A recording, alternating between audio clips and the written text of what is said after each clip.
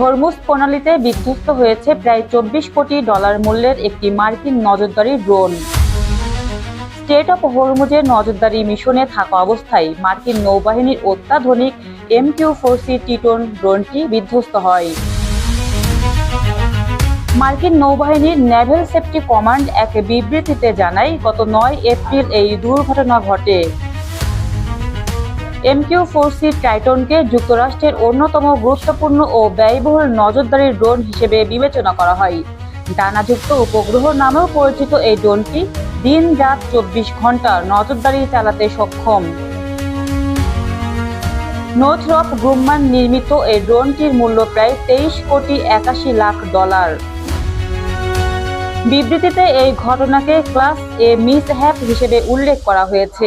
জানা গেছে, ড্রোনটি ইতালির সিসিলি দ্বীপে অবস্থিত সেগোনেল্লা নাভার এয়ার স্টেশন থেকে পরিচালিত হচ্ছিল। নির্ধারিত 3 ঘন্টার নজরদারি শেষে ফিরে আসার সময় হঠাৎ জরুরি সংকেত পাঠাতে শুরু করে ড্রোনটি। এরপর থেকে সেটির সঙ্গে যোগাযোগ বিচ্ছিন্ন হয়ে যায়। প্রতিরক্ষা বিষয়ক ওয়েবসাইট দ্য ওয়ার জোন জানিয়েছে, ড্রোনটি প্রায় 50,000 ফুট উচ্চতায় অবস্থান করছিল। হঠাৎ করে সেটি 10,000 ফুটের বেশি নিচে নেমে যায়। এরপর আর কোনো তথ্য পাওয়া যায়নি।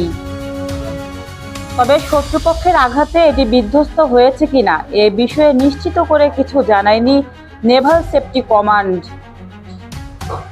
উল্লেখযোগ্য বিষয় হলো, যুক্তরাষ্ট্র ও ইরানের মধ্যে অস্থায়ী যুদ্ধবিরতি ঘোষণার মাত্র 2 দিন পরেই এই ঘটনা ঘটেছে।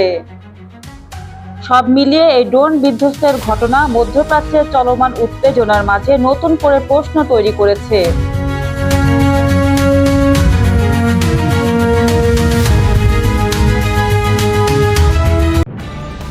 নিউজ ডেস্ক, দৈনিক অন্যধারা।